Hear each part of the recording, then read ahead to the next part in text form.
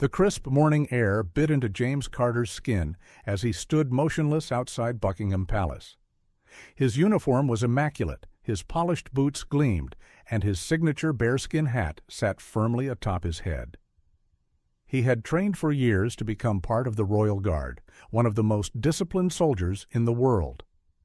But beneath the rigid posture and steely gaze, James hid a secret that no one knew.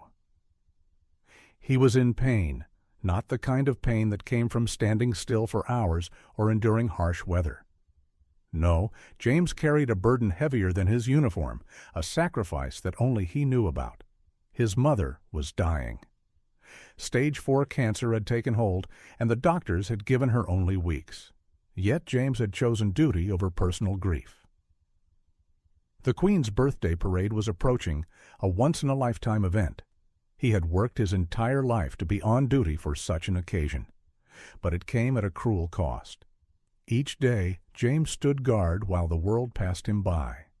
Tourists snapped pictures, children giggled as they tried to make him flinch, and dignitaries entered and exited the palace. But all James could think about was his mother, lying in a hospital bed just miles away, her frail hands clutching the locket he had given her as a boy. He had begged for leave, but protocol was strict. Only in the direst of circumstances could a guard abandon post. He had a duty to his country, to the crown, to history itself. One evening, after completing his shift, he rushed to the hospital. His mother's once vibrant eyes were dim. She smiled weakly. "My boy, you've always made me proud," she whispered. James wanted to stay, to be there for her final days. But his commanding officer's words rang in his head. The guard does not falter. The guard does not leave. And so, the next morning, he was back at Buckingham Palace, standing as still as a statue. On the day of the grand parade, London was alive with celebration. The Queen would ride through the streets, and James would be one of the few standing at full attention, symbolizing the unwavering strength of the Royal Guard. But as the procession began, a palace official rushed toward him. In his hand, a sealed note, highly unusual. Guards were never to be disturbed. The officer hesitated before whispering, "It's urgent," James knew. His heart pounded as he opened the letter. Just 4 words. "She's gone. I'm sorry." The world around him blurred. The sounds of the parade faded. His body wanted to collapse, to scream, to run. But he didn't move. He couldn't. He was a Royal Guard.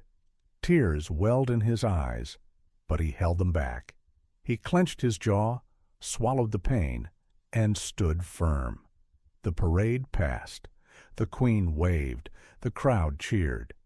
And James Carter, the devoted son, silently said goodbye to the woman who had given him everything. A week later, James received an unexpected summons. He was to meet a member of the royal family.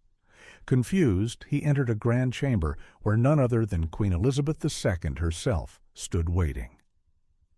"Guardsman Carter," she said, her voice kind but regal. "Do you know why you're here?" James shook his head, too overwhelmed to speak. The Queen's expression softened. "I was informed of your loss on the day of the parade, and I saw you, standing strong despite it all." James remained silent, unsure of what to say. She continued, "Your mother must have been a remarkable woman to raise a son with such honor and discipline." Then, to his utter shock, she held out a small box. With trembling hands, James opened it.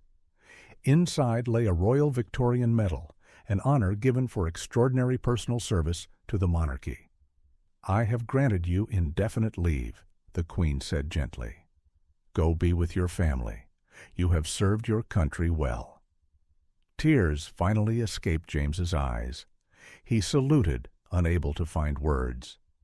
As he walked away, clutching the medal, he realized something profound.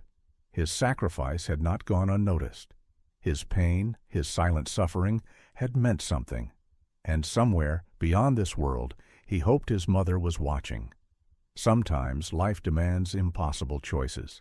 Sometimes duty and love collide in ways that break us. But even in silence, even in sacrifice, our struggles are seen. And sometimes the recognition comes from the most unexpected places.